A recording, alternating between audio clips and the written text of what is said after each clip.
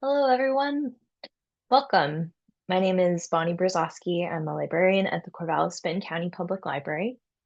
Welcome to the first event in the 2026 Liz and Bob Frenkel Environment Series. The title of tonight's presentation is A Kalapuya Legacy, Oaks, Savannas, and Prairies on OSU Lands with Dr. Dennis Albert. I wanted to just tell you real quickly that there are two additional events in this series in April and May. They'll also be virtual via Zoom, just like this one. The second event will be on Wednesday, April 8th. It's called Implications Found in Ancient Trees of the OSU McDonald Dunn Forest. You do need to register for this free event at the link that I am going to share in the chat now. Give me just a moment to do that. Here we go.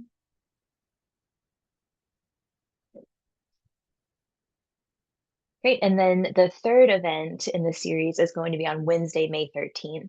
It's titled Lessons from the Land, Cultivating Abundance Through Land-Based Education. You need to register for that one as well.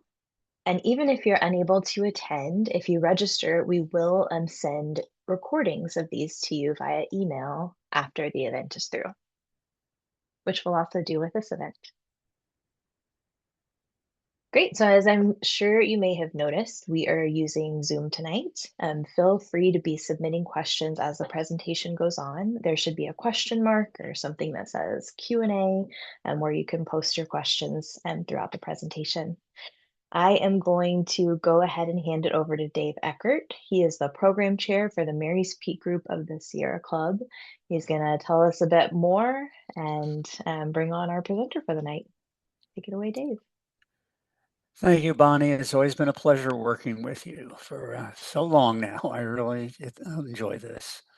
Let's see if I can make this happen. Okay. And share. Okay, from the beginning. And Bonnie, can you see that? It's still taking just a moment to load, but Okay. I'm hoping. There we go. Yeah, it looks good. Okay. Okay, well, thank you everybody for coming to this for the 2026 Spring Series. The theme is Listening to the Land, and we'll find out what that means. And tonight, of course, we're seeing a Kalapuya legacy, the Oaks, Savannas, and Prairies on OSU land. And there on your left, you're going to see Liz and Bob Frenkel. Wonderful picture of them, and they were amazing people and did amazing things in their lives to preserve and to enhance our public lands, both locally, statewide, and nationally. They've accomplished them in the scientific level and on the political level. So let's go over who's sponsoring this. Well, the Mary's Peak group of the Sierra Club started the program as a live program at the library, and the library then came on board and said, we'd love to sponsor this with you. And they did. And it's been a very happy relationship. And then a few years back, the Corvallis Sustainability Coalition Water Action Team started joining in because there was an overlap of interest, and the coalition could supply a lot more publicity.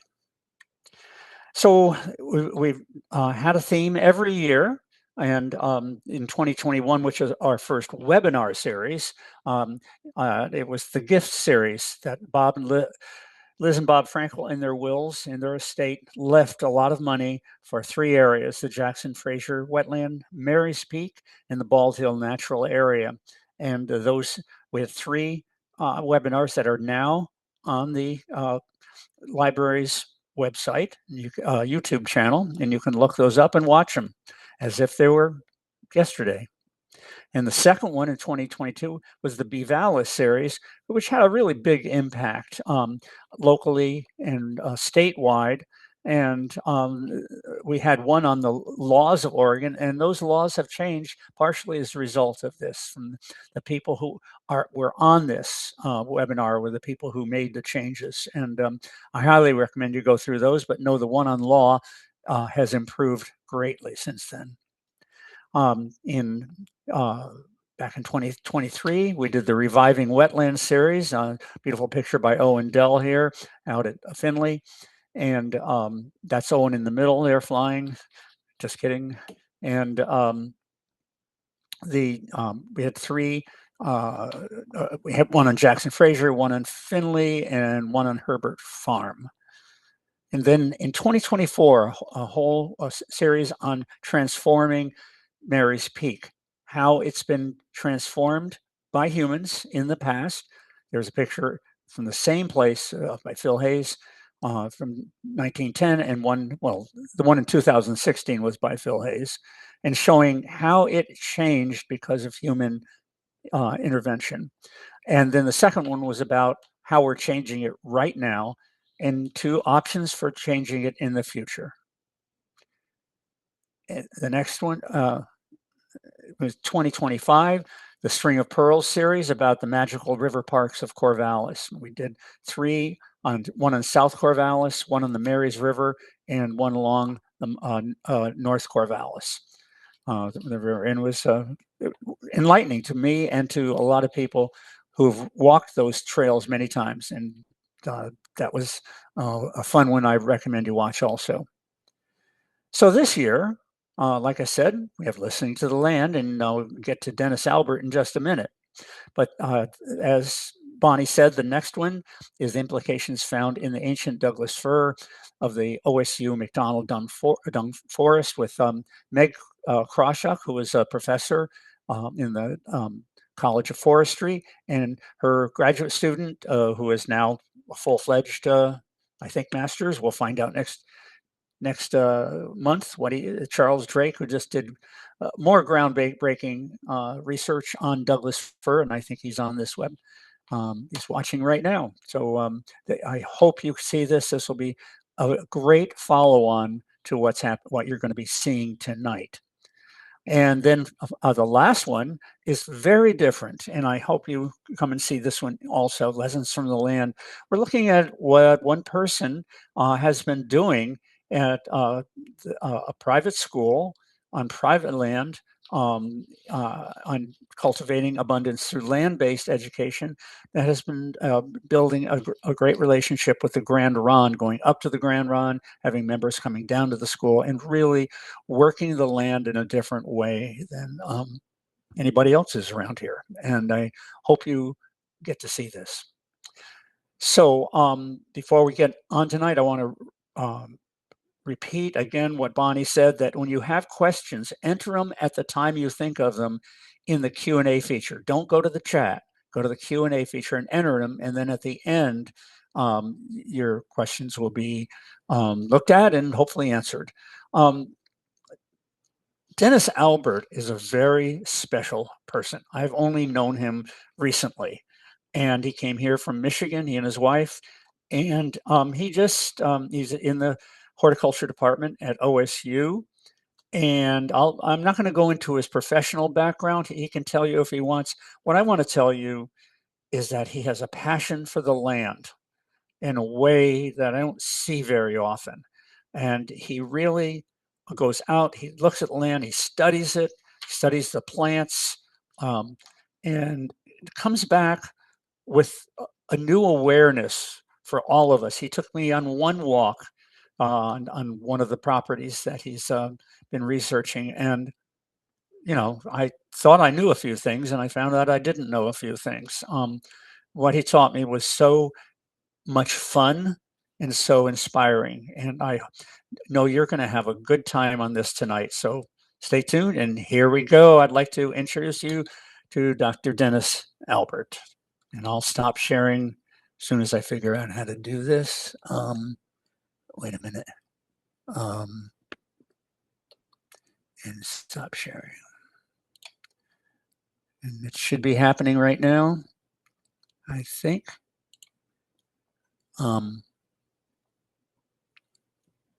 Could somebody tell me if I'm doing it right? You're all set, Dave. Okay, thank you. Thank you. Thanks, Dave. I can see myself at least, and maybe others can as well. I'm assuming others can and can also hear me. Let me know if that's not the case. I'm going to go pretty much right. Well, first, I want to thank Bonnie and Dave. And Dave, thanks for the introduction. Hopefully this presentation will be as inspiring as a field trip. Probably not. Field trips tend to be much more enjoyable than talking about being out in the field. So let's go directly to the presentation, and we'll hope that it loads fairly quickly. And let me know, Bonnie, I think you'll let me know if it's showing Yeah, up. it looks great. Looks good. Perfect. And I'm there. Okay, that's always the moment of truth. Okay, so we're talking about my presentation, Kalapuya Legacy, Oak Savannas and Prairies on OSU lands. And this photo is a photo that of Kalapuya youth being taught by Joe Scott. He's teaching them how to do indigenous burning. And very interesting. Joe Scott is one of the people I was able to go out onto the OSU lands with, and it was one of my probably most enjoyable trips to the land. He had so many insights. He had a view that was, I won't say completely different, but he provided insights that I had not gotten from my years working in the forest. So let's see if we can now get these. I guess I have to click here, and now we'll see if we can get things to move. Okay, I'm going to start off with an outline of the presentation. I'm going to quickly describe the locations and access to the OSU Prairie Savannas. These are primarily the horse center, the poultry unit, and the beef ranch. These are all considered, or they're not areas that are completely open to the public.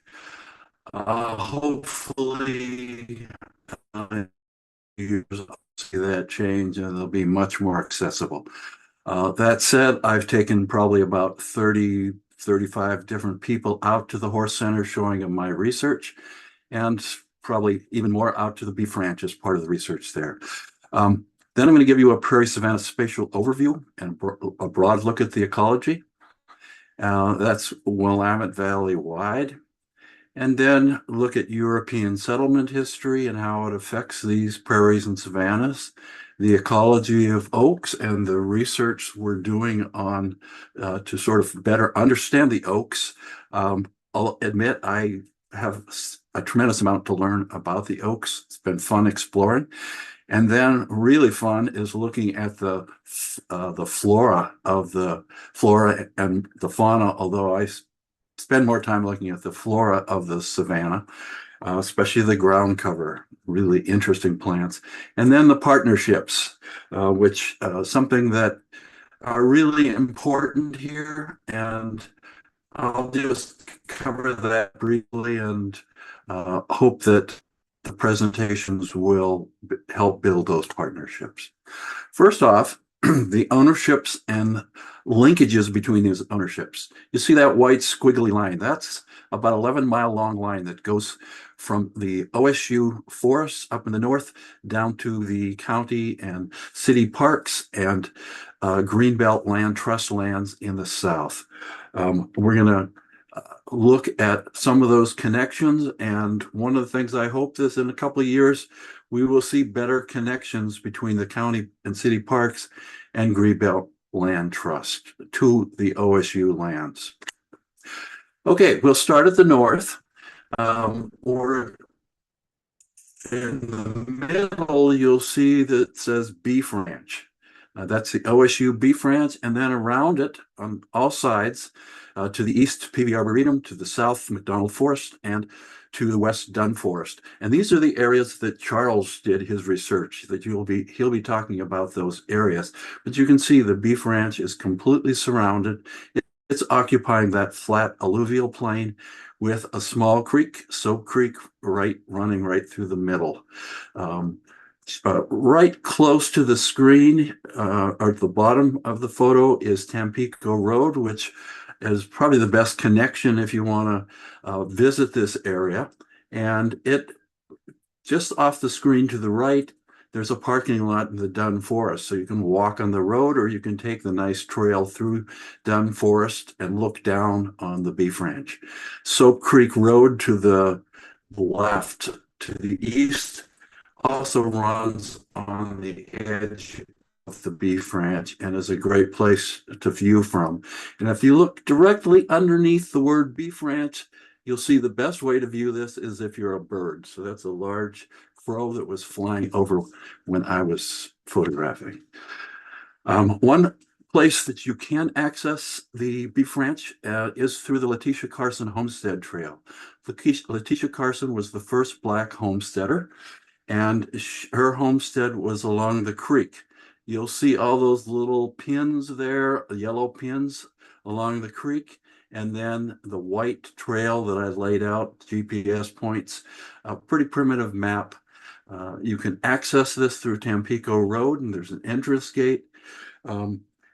You have to access it for presentations that are being done. At this point, we've not been successful to get the university to open up this path unless there's a presentation.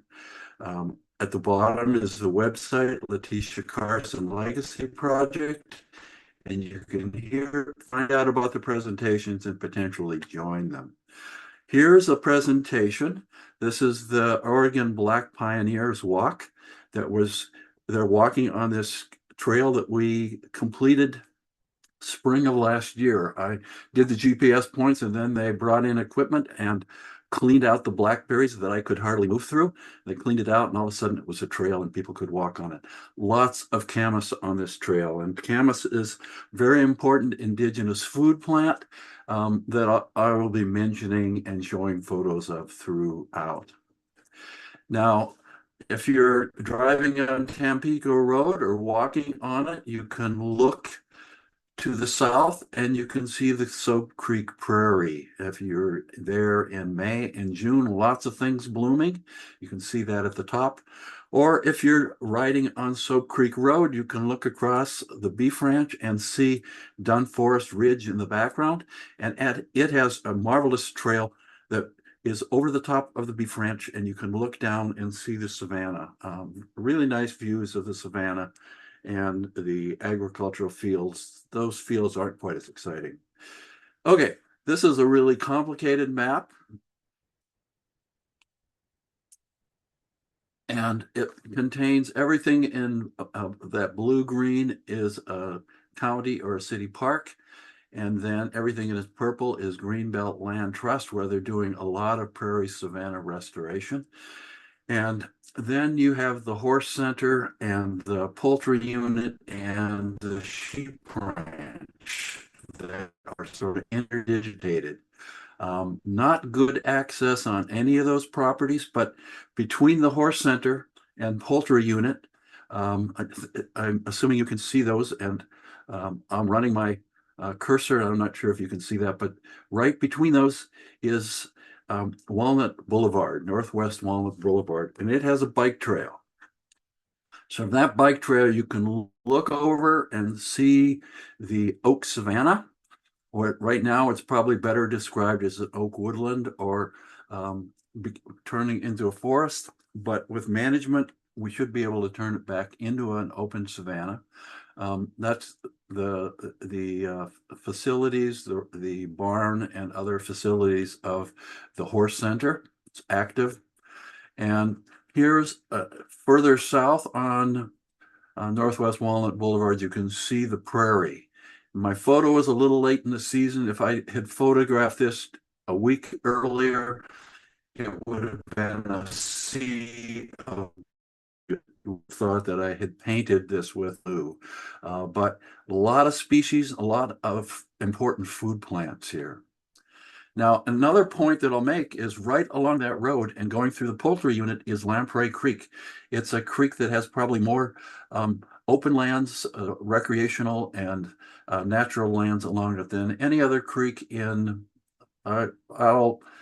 it has a lot, I think more than many others in the watersheds in the county, but I'll be cautious on that. At the very bottom of the photo, you'll see a big orange circle, which is where the poultry unit, where the creek crosses the poultry unit, and there's a low dam. We'll talk more about hopes to restore that creek and get rid of the dam. About this creek is it had Pacific lamprey and cutthroat trout going all the way up the creek, and these were important foods for the Kalapuya. And they're still harvested in open streams, and they're still getting up into the upper reaches of Lamprey Creek. Now, this is a photo of a Gary oak that is accessible. It's in the poultry unit. It's accessible from the Whittam Hill Natural Area to the east. And I don't know if you can tell from the photo, but it looks a little clear at the front end, and behind it's just completely brushed in. Took me about 2 days to open this up enough so that I could take this photo. There's, for those of you who know the plants, there's Scotch broom and Himalayan blackberry and Crataegus, hawthorn, English hawthorn. This is one of the worst tangles that I've seen. And unfortunately, a lot of the unit needs opening up before we'll ever see the marvelous prairie plants that can grow there.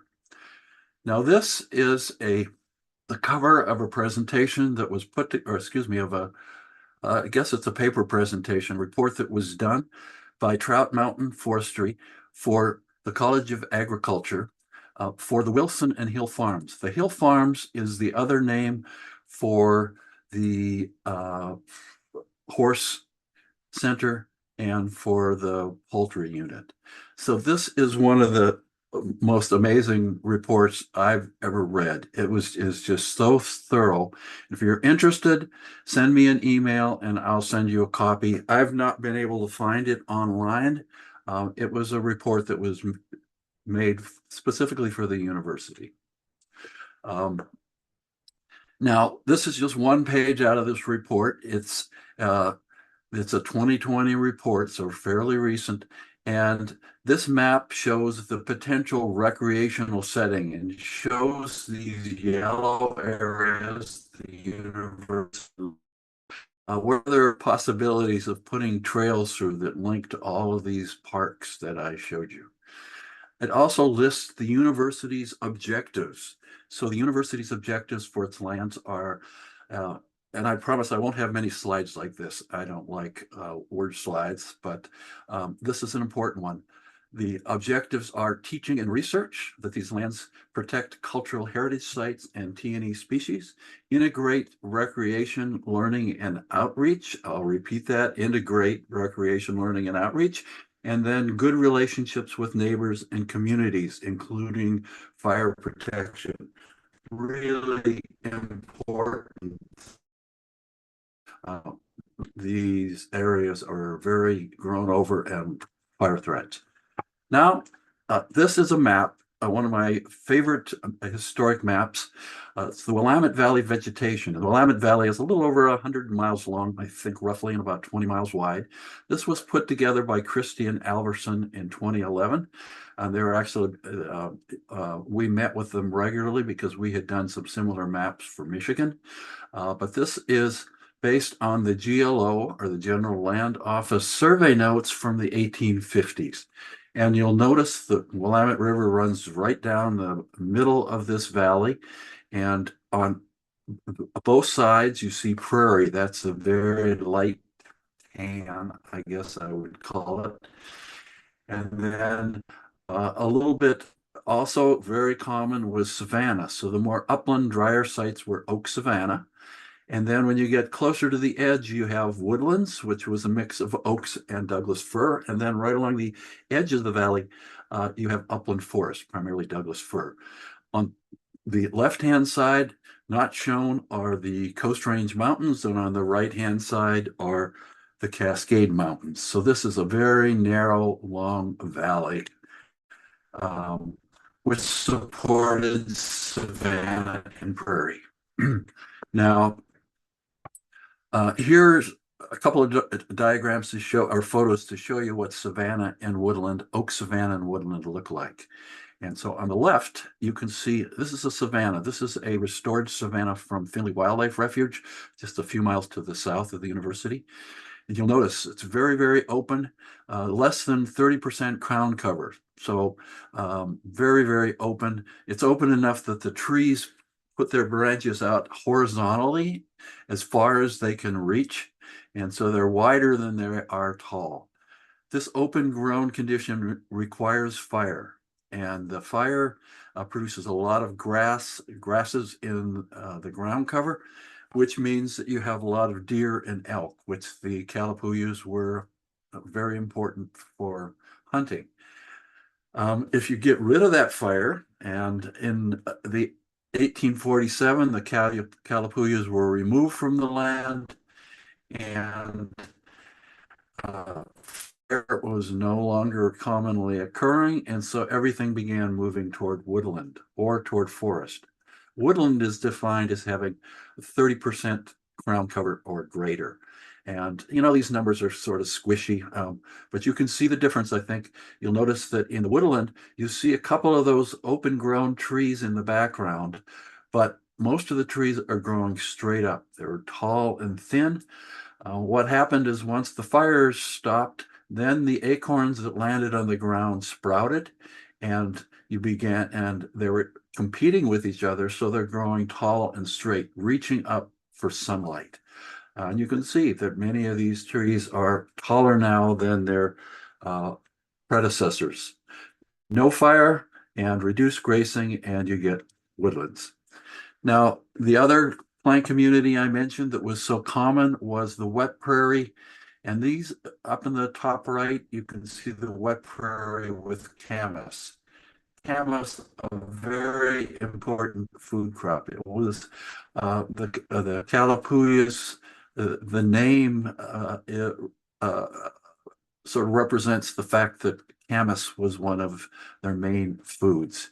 My internet connection is unstable. Hopefully it's stabilizing back. Okay. So you can see a lot of camas, and this is in May and June, and a number of other prairie plants, food plants that are also mixed in there that you can't see so easily. If you came back in July and August, this would have grown up and would have been tall prairie grasses, which is what the early settlers fed their cattle on. Now, if you visited this in January, this photo is from January 2024 at the bottom, and this is at Raindance Ranch in Alpine along Muddy Creek. This is about a mile from my house, and this is there was a village. The Chemifo Kalapuya had a village close to here, so they were probably cultivating that field. But in the wintertime, this floods, and much of the Willamette Valley floods and looks like a shallow lake. And this flooded condition lasted up into the 1950s when they began putting in dams. And still, as you can see, on the smaller creeks and after major rains, you still get flooding. As I said, 2024. Now, this is a map that we could spend an hour looking at, but we won't. I'll just give you a quick overview. This is a GLO, or a General Land Office map. This was based on the surveyors who were walking every one of those numbers is a 1 square mile block. And the surveyors walked the edges of that and recorded the trees, made notes, and produced these maps. And you'll notice the concentric circles. Well, first I'll point out the red text is text that I added, so you can keep track of where we are on the modern landscape. There's our horse center and our poultry unit and Chip Ross Park, Whittam Hill and Bald Hill. So all of those things I added. But all those concentric circles, the surveyors mapped those in. Those were hills, and they described it as open oaks or hilly open oaks, comments of that sort. They described that along every one of those 1 mile long section lines. And over in the southeast, or to the lower right of the photo, you may be able to read the word rolling prairie. So now we're getting out of the hills, the savanna lands, and we're getting into the prairie lands along the river. And the river is right over in that southeastern corner. So Willamette River, the time Corvallis was called Marysville, Another thing I will point out is that I wrote the name Mulkey at the bottom. If you look closely, there's a number of little squares that have the name Mulkey on them, or other early settlers.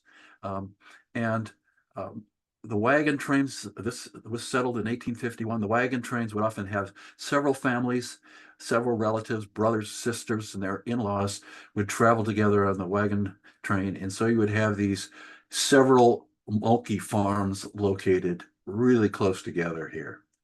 The other thing you may notice is that there are two roads. There's the hill road or the high road, and that's through the hills because it didn't flood. And the bottom road you couldn't use for 2 or 3 months out of the year.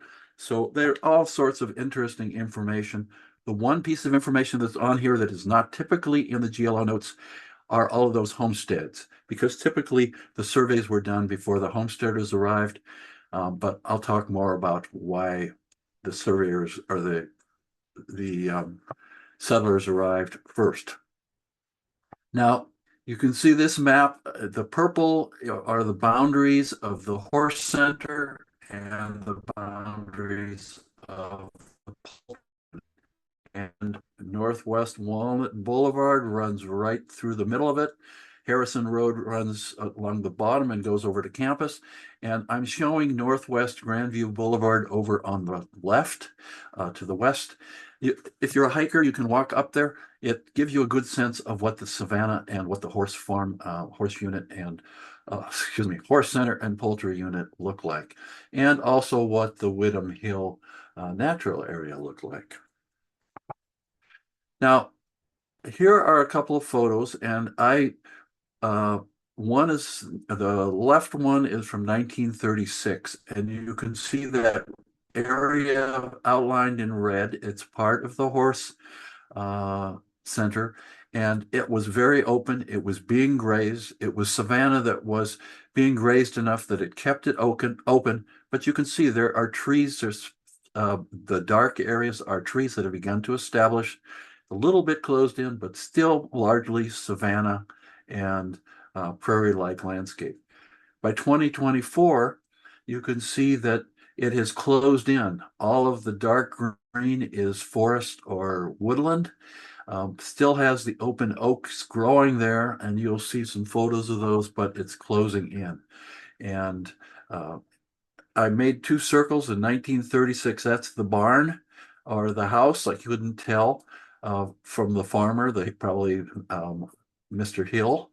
And then 2024, that's the current horse center with all of its barns and etc.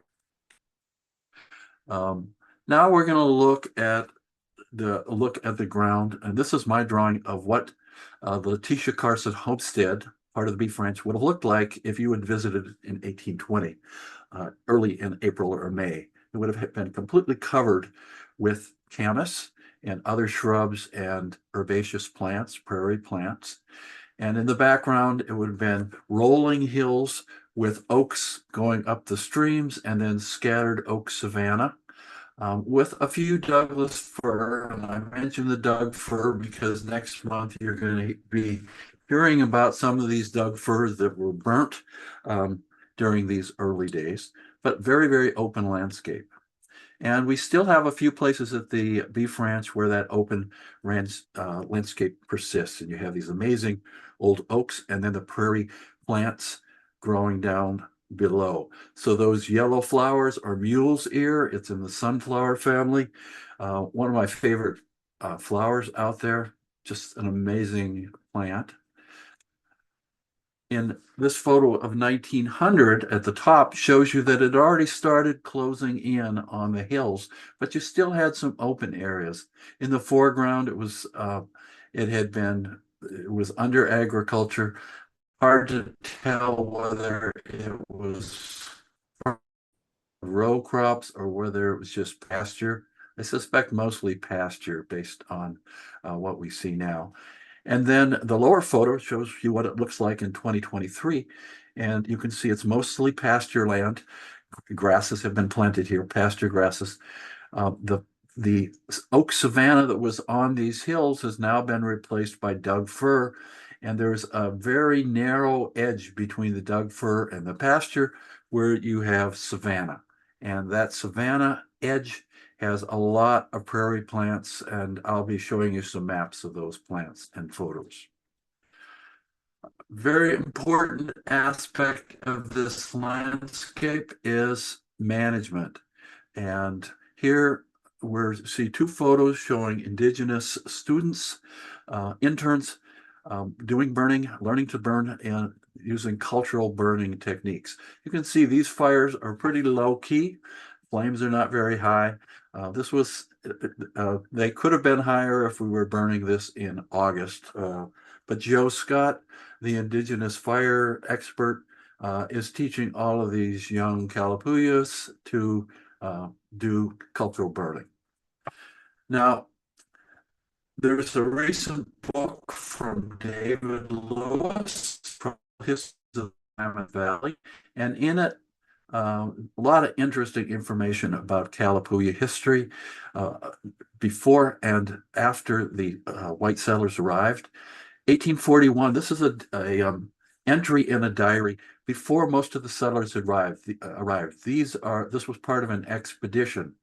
And in August 7th, pretty early, pretty hot time of year to be burning, but it says the county becoming smoky from the annual fires of the Indians, who burned the prairies to dry and partially cook a sunflower seed tarweed. And that's my photo that I added at the bottom there. They kept these for their winter stock of food. So tarweed was the seed were very important. And then he goes on, the forest are also frequently burnt to aid them in entrapping their game. So fire was a very important tool for hunting. Now, here's a drawing from that same expedition of a Kalapuya man down near Long Tom River, close to where I live. And then David Lewis describes the epidemics. And these were extremely significant for the Kalapuya. 1770 smallpox went through and killed about a third of the West Oregon Native peoples. 1830 was much worse. It was a malaria, and it came through and killed up to 97% of tribal populations. David Lewis, an early botanist, had visited this area in 1823 and visited all of these, talked to villagers, stayed with villagers, learned about their plants. He came back in 1831 and described whole villages where nobody would alive. Okay, these photos are from the Finley and the Basket Slough refuges. These are Fish and Wildlife Service refuges. They're now managing for savanna and for prairie. And you can see the burn surrounding one of these legacy oaks. And then down at Basket Slough at the bottom, the fires are just smoldering. And you can see not much left for probably deer or elk to feed on, or for the horses. This is what the early expeditions commented on, is that there was nothing for the horses to feed on, but then they would come back. So here's my photo from October 2024, just after the burn, and the same area in February 2025, and the grasses are up. So when these expeditions would come back a month or so later, they would say now there was plenty of grass for their horses. Fire history. This is what some of the current research that's ongoing. And this is a Doug fir, a stump from a Doug fir that was cut. You can see a slab was cut out, and all of those lines are annual rings.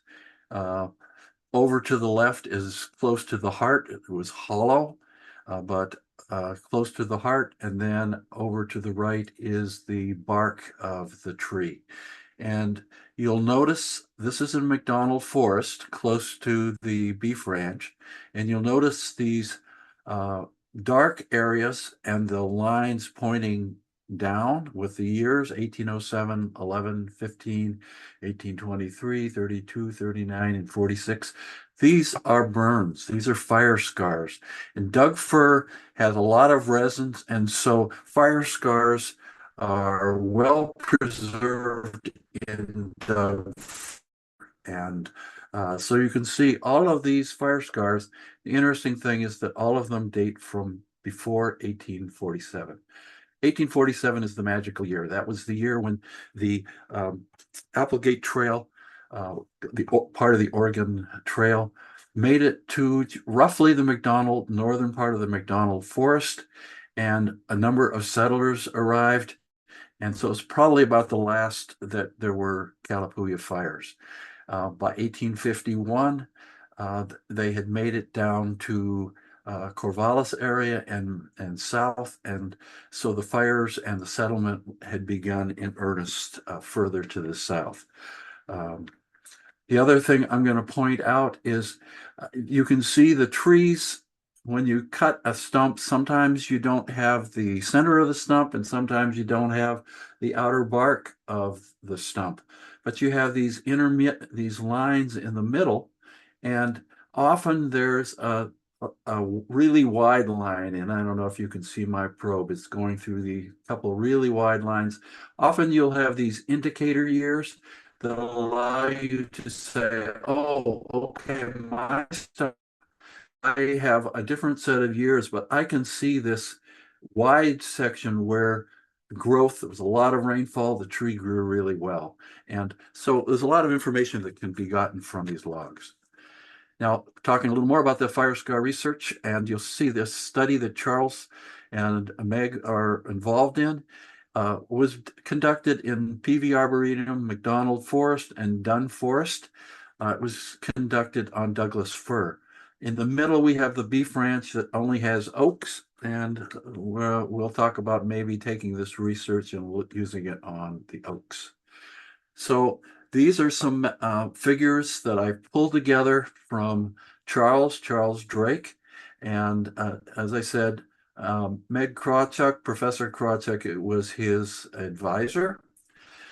Added the text where it says Dunn, Arboretum, and McDonald. I added them to help clarify. You see all the little red dots. Those are all stumps that Charles aged and looked for fire scars. And then over to the right, I wrote in that the mean fire return interval was about 1.3 years between 1433 and 19, well, this is based on tree fire scars between 1433 and 1940. So a long window of fires, and fires were going through here every 1 to 2 years. Not every tree was going to burn every year, but the fires would go through. You see these lines. There's a long orange line. It says right below it, 1725 to 1850. You can see that was when there were a lot of fire scars during that period. And the fact that it's orange line says these were fires that were conducted in late summer, early fall. Before 1725 and 1850, not a lot of fires, but most of them were again in late summer. And then after 1850, not many fires at all. So the question is, could we do the same kind of fire scar research on our oaks? And you can see we're surrounded. They did their study on Dunn Forest and the Arboretum, and we have all these old oaks. Those brown dots are where we have ages from oaks. All of those are old oaks from 250 to 300 years old. And some of those are slices. They're bases of trees, and we've got ages from them. We haven't searched them all for fire scars yet. And if we look at the oak, excuse me, this is the horse farm and the poultry unit, and you see those are all old oaks that I documented as I was studying these areas, and several of them we have slices from them, and we know that they're old, and a couple of them we know that we have fire scars in oaks. First, before we look at that, those fire scars, if you look at the bottom left, you can see what these old oaks look like. They're not in really good shape. A lot of them are dead and fallen, and it's the dead and fallen ones that we take slices from. Here are the slices, and this is a 300-year-old no longer Douglas fir. This is a Gary oak from the Horse Center. And you'll notice that the fire scars are in the end, is near the center. This tree is only about a little over 24 inches in diameter, growing really, really slowly as opposed to fast growth in Doug fir. The bottom photo is a close-up of the center of the tree. And you'll see I've written in, there's a whole slew of fire scars all on top of each other. You can see these sharply curved lines. That's a fire scar. And they were 1725 to 1760. Think about that. All 6 of these were burnt by the Kalapuyas before the United States was a country. It's just pretty impressive. Anyway, it sort of gives you a sense of history. And then there's this large fire scar over to the left, 1825. And if you see these concentric rings that start over at the edge of the photo and move forward, grow out, and by where my probe is here, most of the fire scar has been grown across, and now you have the typical annual rings going all the way around the tree. There's no break in the tree for the fire scar. Now let's look at a little bit of history.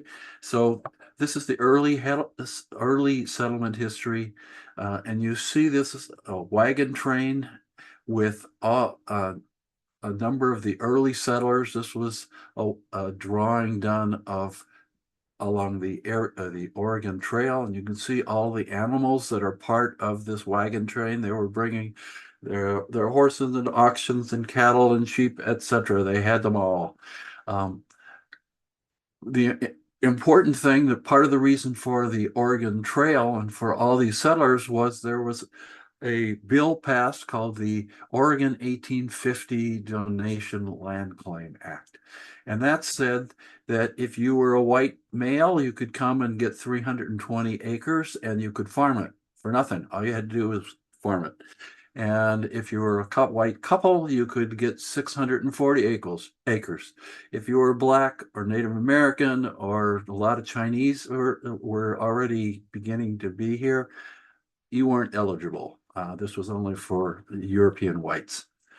Now, this is a map that was drawn in 1852, and it's a map that's 6 miles by 6 miles. This is a township, and it's a township just to the west of Corvallis, about 2 miles probably to the west, 2 or 3 miles to the west of Corvallis. And one of the things you'll notice is all those little boxes are land claims, donation land claims. The blocks are 300 to 600 acres in size. You'll notice that all of those blocks are on the east side of the township. That was where all of the prairie was, and savanna. The west side was Douglas fir forest, and nobody had put a land claim in that area.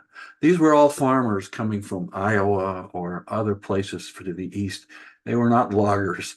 And so they were settling where there was prairie or where there was savanna. Amazingly fast settlement.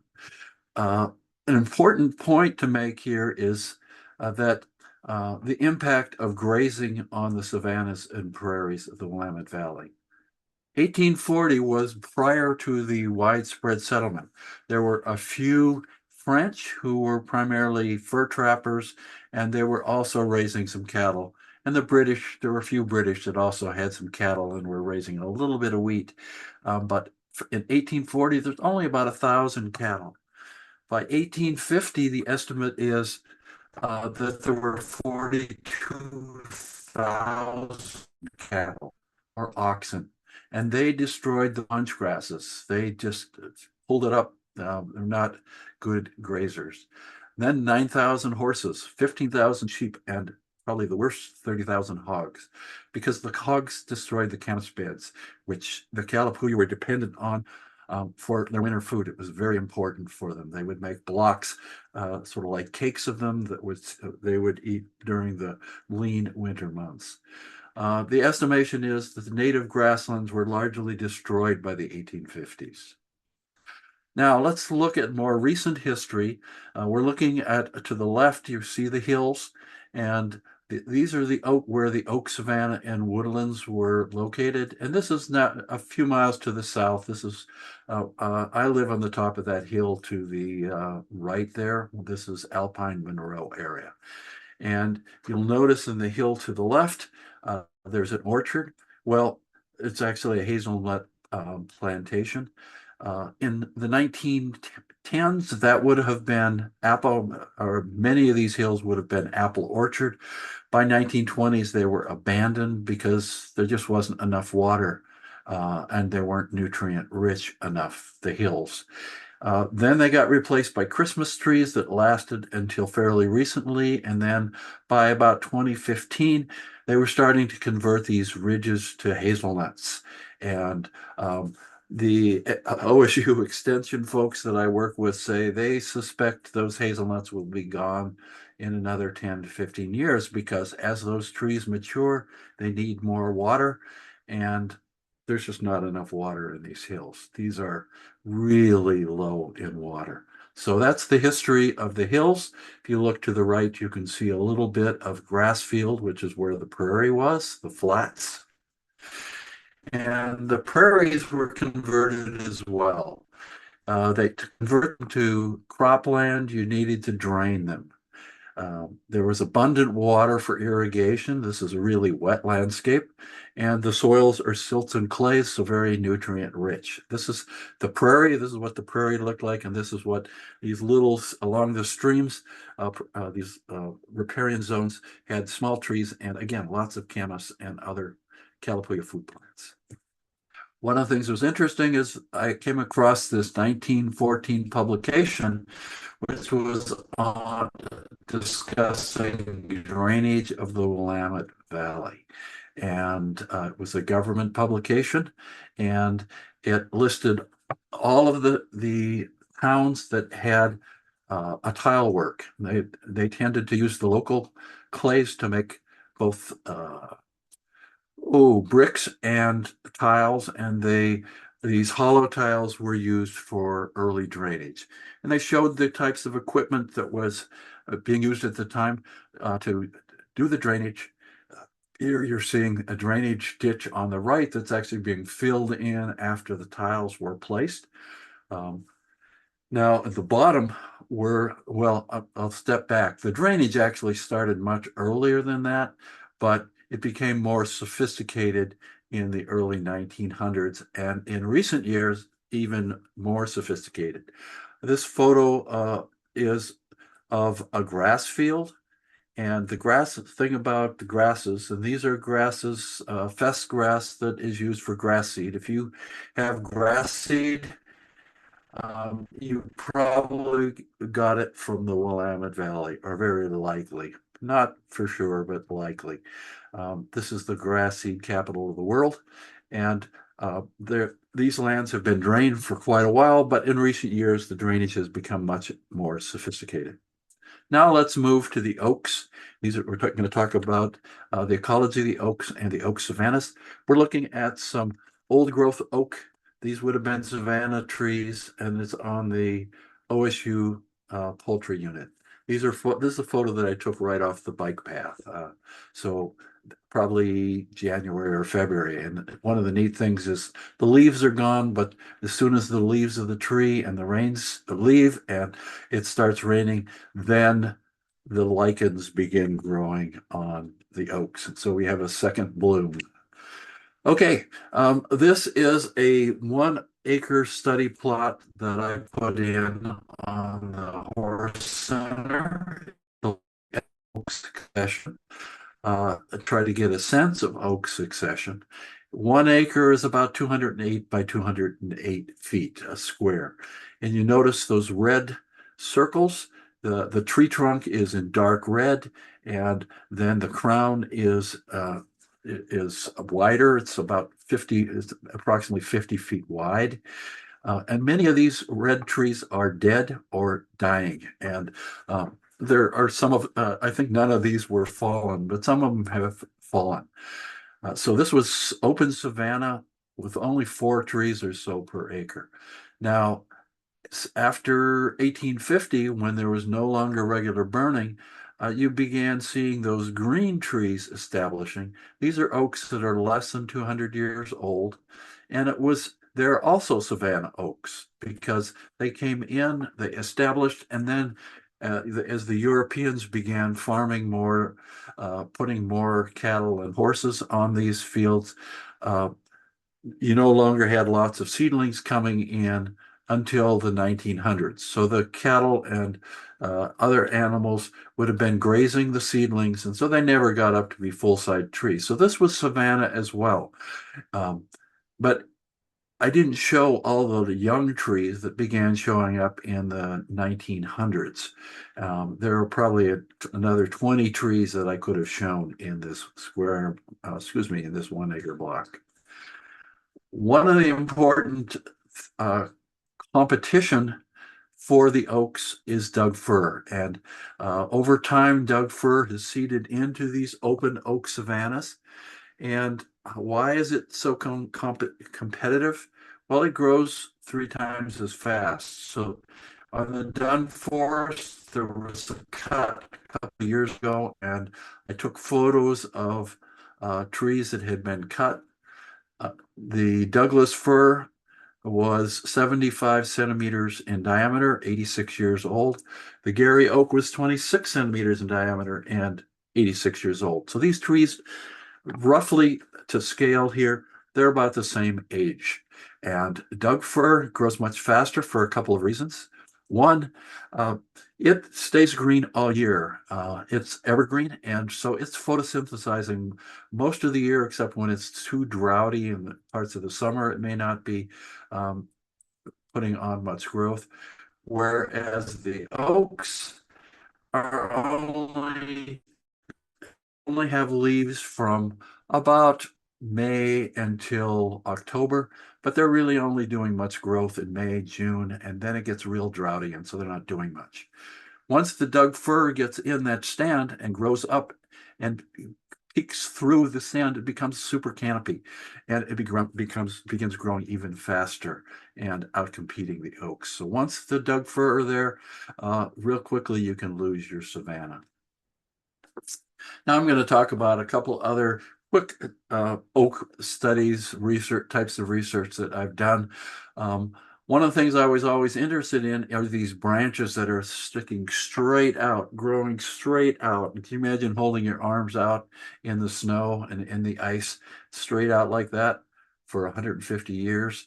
Well, anyway, these trees do it, and that tree at the top is 4 foot in diameter, and that lateral branch that I marked with a blue arrow is 60 some feet long.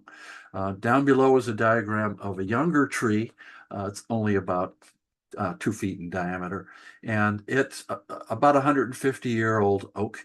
And I did slices through that branch, or either cores or slices, depending where I was. And you could see it was gradually growing out. At 8 feet from the trunk, it was about 19 years old. And then at 31 years, it was 17 feet out. And then it continued. And then at about 100 years old, it was over 40 feet out from the trunk. Some of the branches that I've looked at are 1.5 feet in diameter. And those branches, the oldest one, 267 years old, and it was 60 some feet long. So pretty amazing, interesting to understand. Now, another thing that I've been interested in is oak grubs. And if you look at the upper right, you see what we would call an oak grub. And it can be caused for a number of reasons. When the oaks were being, or the landscape was being burnt regularly, the fires would come through and they would kill all the buds. And then if the oak produced new stems, the deer or the elk would chew those off, and then the fire would get them. And so it was a very, very slow and had like a callus-like base. It could be a couple of feet across, but never really turned into a tree. It was just this low shrub. Well, once the fires start, you could have a whole series of trees that sprouted from that callus material.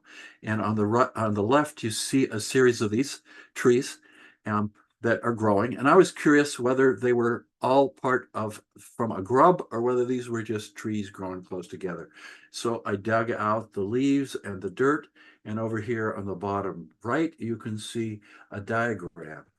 And you'll see at the bottom the diameter of that one tree, and the tan is the bark and the callus material that connects all of those other trees.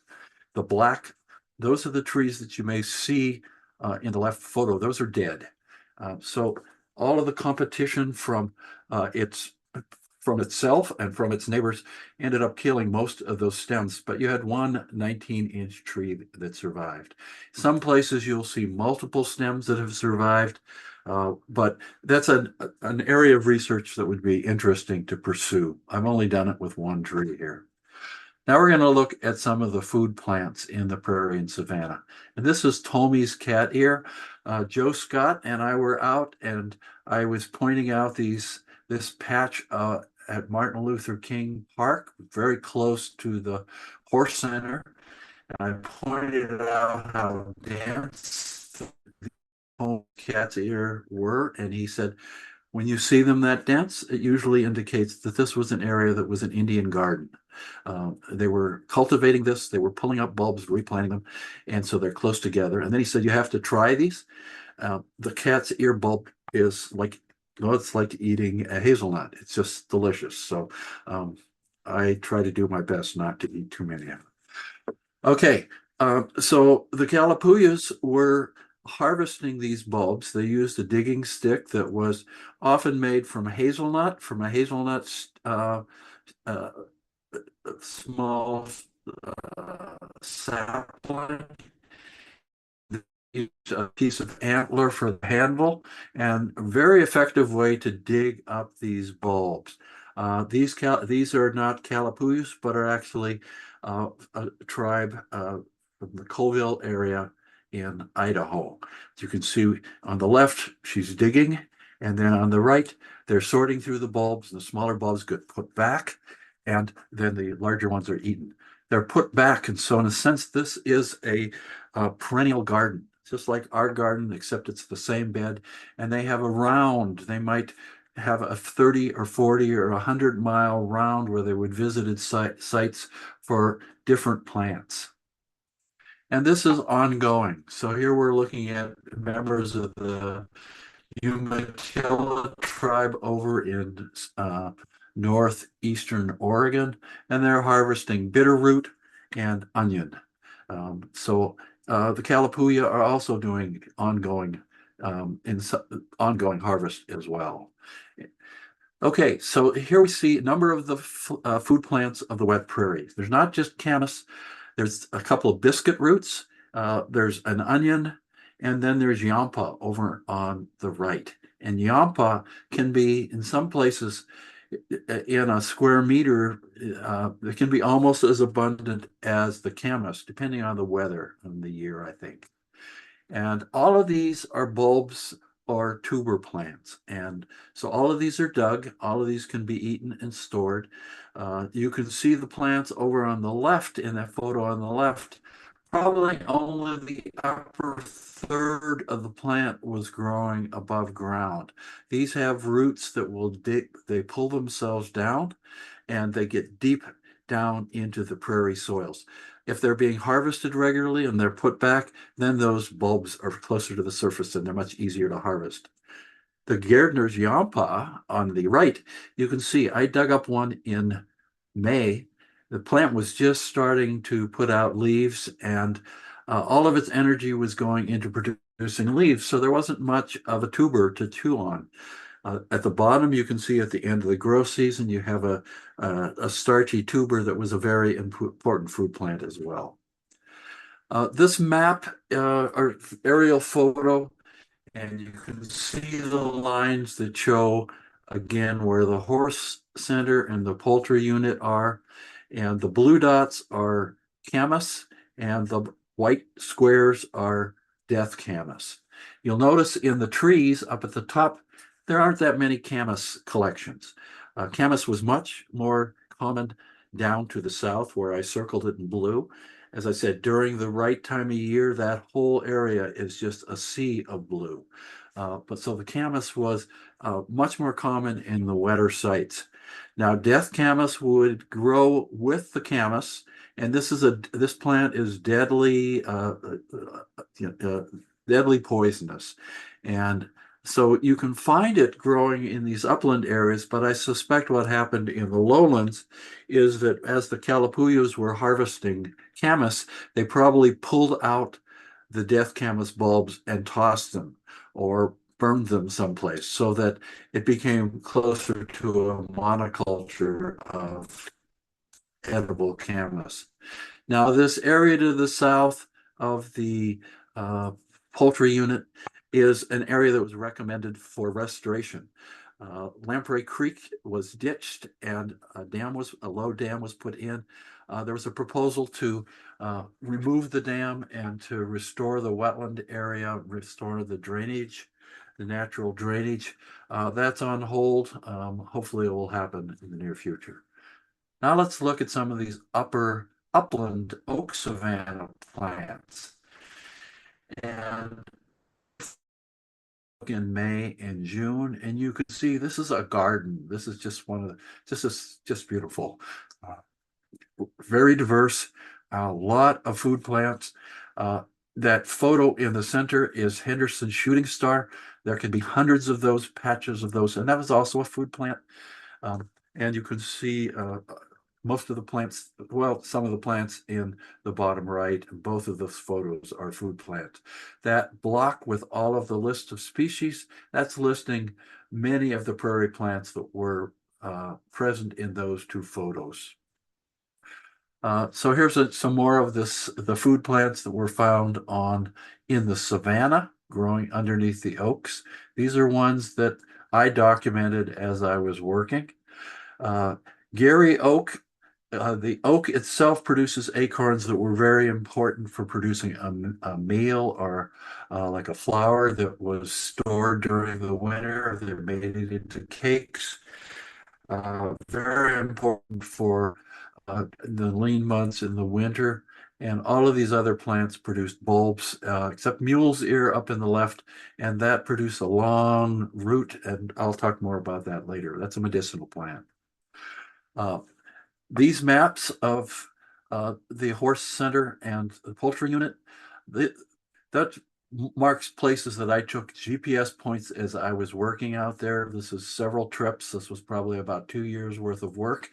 And it's a map that shows all of the various food plants that were collected. So any one of those dots could be from one of those plants or for another one of the prairie plants that I didn't show you yet. You'll notice down at the south end of the photo, at the bottom of the photo, not as many dots, and in the southern half of the photo, not as many dots, because the prairie portions were much more intensively managed, and most portions don't have a lot for food plants. It's mostly grasses, European pasture grasses. But the forest still is open enough to contain these prairie plants. Now, I'm showing two of these maps right next to each other, or photos next to each other. All of the prairie plants, and then you can see that where the ancient oaks occurred, and you can see the distribution is almost the same. Anywhere where these ancient oaks were, where it was regularly being burnt, you still have the prairie plants. And here's a map, same general area. It's only Tomy's cat ear, and Tomy's cat's ear is one of the commonest plants out there. It was a beautiful plant. It's a funny thing, when I first visited this site in 2005, I'd only been here for a couple months. I walked through and saw the cat's ear and said, boy, this looks like what I think a savanna, an oak savanna should look like. We didn't have many in Michigan, that most of them were too grown over. And it took me 20 years before I came back and visited again and realized this was an oak savanna. Damned if I had started working this earlier. Okay, let's go to the beef ranch. Now look at a few of the plants. Now, and you'll notice sort of a band along the edge of the field, along the edge of the left edge or the west edge of the beef ranch, where it meets the forests of the Dun Forest, and it's growing under the open oaks. And scattered, it's in the seepage areas, the wetter areas. There probably could be more little dots on there, but these are the ones that I documented. And then in the middle of the beef ranch, there's the stream. This is Soap Creek. And I only took points close to the road. You could, if I've walked the upper parts of the creek, further up the creek, and there's camas all along there. I just didn't have collections from there. And here's another plant. This is Kincaid's lupin. And this is an important plant. It's a listed plant, I think state threatened. And it's the food plant for the Fender's blue butterfly. And it was surveyed in 2007 to 2009. And you'll see those are my dots, but they're roughly in the same area that they found them in 2007 to 2009, except for that blue dot with an X. And that's a population that they found. It was a large population that I couldn't find. So I think that the intensive grazing, cattle grazing, combined with the invasive plants that came back, destroyed it. Also, that upper bed, upper center, that bed, I think part of it has been flooded and turned into uh, pasture grasses. And then the last map is the narrow-leaved mule's ear. And this is, you see the photo of it in the bottom. And the mule's ear, again, they occupy that edge, that savanna edge, and that occurs along the edge of the creek. It would have been common in the prairie as well, but the middle part of that landscape is completely turned into agricultural land.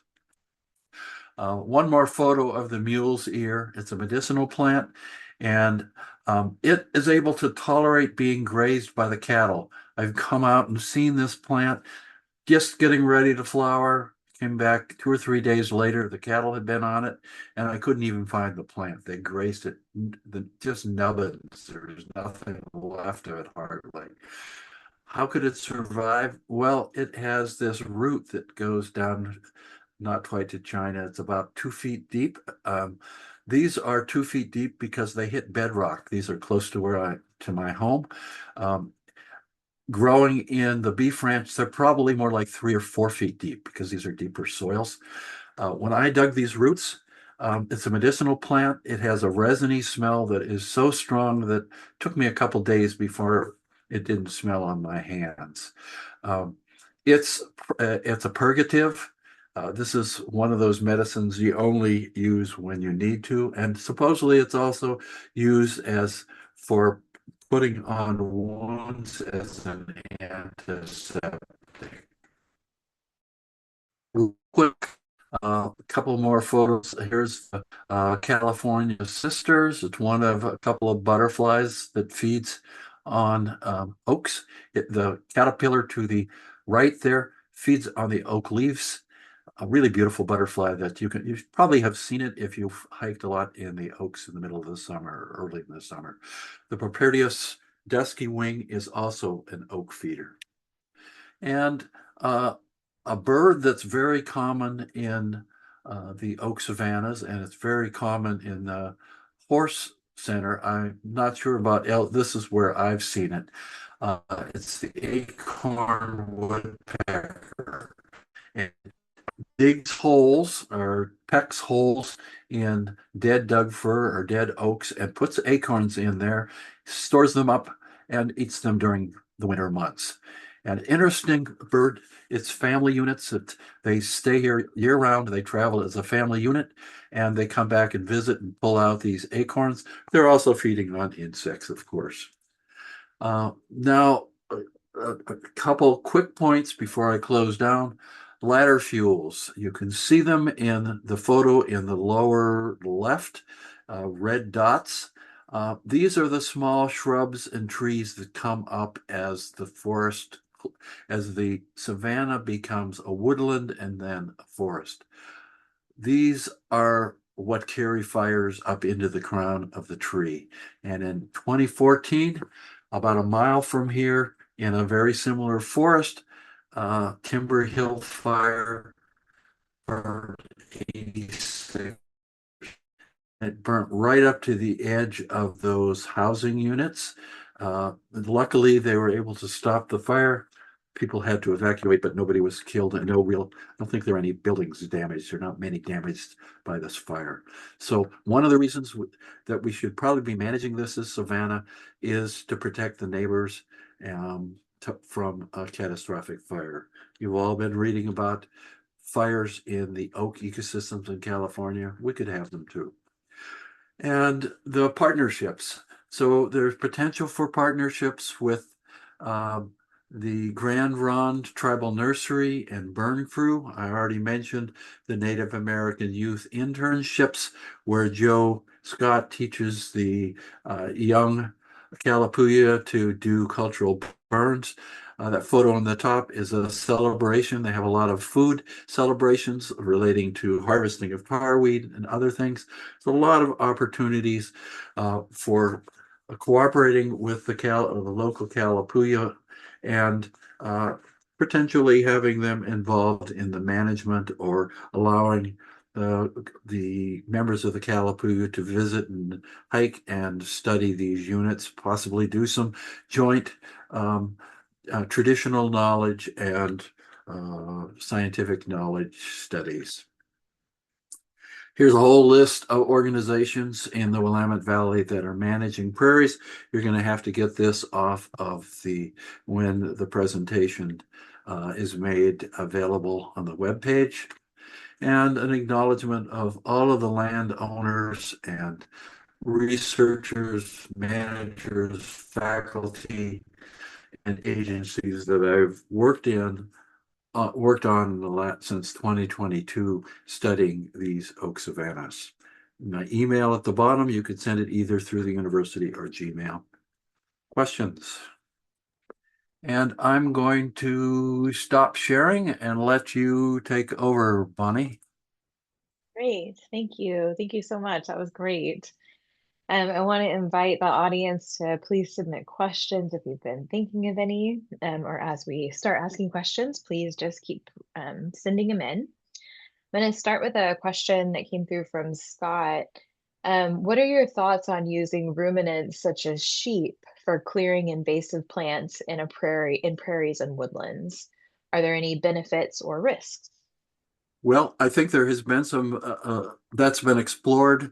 The sheep and goats are known for doing a really quick clearing job, and I think if you waited until the prairie plants have already come up and after they've flowered, the bulbs are going to persist. They've persisted through 100 years of grazing by cattle and probably by sheep as well, because there's a lot of sheep grazing. And some of those, especially those shrubs, they could benefit from the removal. The other point is that there have been some studies on some of the savannas looking at grazing of cattle. And if you graze them carefully, if you only put them on certain times of the year, it's definitely beneficial. That's one of the things we could be looking at on these properties. Thank you. That's great. Carolyn asks, What does OSU use the poultry unit for? Are there any plans to sell it for housing that you're aware of? A good question, and that's one of the things I hope I never see, but the housing has expanded tremendously around. It's completely enclosing these properties. And that's one of the reasons I would like to see it advertised, better advertised. People know its value. Um, the poultry unit has some trails that come off of the adjacent Witham Hill natural area. There's a cooperation between OSU and the city, I guess. Um, I don't know the details of that, but I hope I don't see these areas turned into housing. Thank you. Chris asks, are there methods other than fire to ensure oaks outcompete Doug firs? Uh, One of the things that you see in a lot of restorations is they start off by removing the Doug fir that they can. A lot of it is merchantable timber, and it can reduce your costs of the restoration. Um, then they sometimes they will leave them as snags for wildlife. And then once you can also girdle and cut the small Doug fir that's present. There are a lot of small Doug fir that could be removed easily. And then at a certain point, you could potentially begin using combination of fire and herbicides to keep the savanna open. And once it gets opened enough, you don't have to worry about fires getting out of control. Right now, we're not at that stage, so it's going to take other forms of management. Great, thank you. Rosemary asks, how do you think climate change is impacting or could impact oak savannas and woodlands? I suspect it will. I removed a slide because I didn't have time, and as you see, I went over my time I wanted. But one of them was of a butterfly. It's called the great blue hair streak, a beautiful butterfly that feeds on the mistletoe that grows on oak. And right now, that butterfly is found primarily to the south. Occasionally, we'll get one that moves as far north as Corvallis. But as the temperatures change and warm, I suspect we'll see that butterfly move in. I suspect we'll see a lot of changes like that. We may see some invasive plants and maybe even some tree species moving in that become new pests within the savanna. One other point that I'll make is one of the things that's being seen with the drier, warmer conditions is that many of these oak lands that had Doug fir coming into them, the Doug fir is beginning to die, or the the growth rate is reduced. Down near Alpine, one of my neighbors that has a log mill there, they just harvested their Doug fir and they're leaving the oaks and they're going to let it return to oaks because it's just too dry now for the Douglas fir to thrive. Thank you. Scott asks, what would a native flora dominant farm in unison with an oak savanna or prairie look like to you? Scott thinks it could be a cool concept to explore. Um, there are the Institute for Applied Ecology and a number of other organizations are raising these native plants in a farm setting.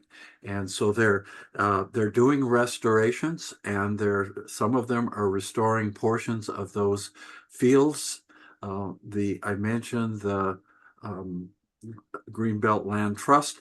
It has restorations of large tracts where they're planting and raising native plant species, mostly food plants. So it's being done, and I think there's room for a combination of that. Well, it will definitely have to be a combination of that. But one of the things I find most exciting about the horse farm and the edges of the beef ranch is these are some of the only oak savanna remnants where I've seen all of those ground cover prairie species still surviving, even without fire, for over 100 years.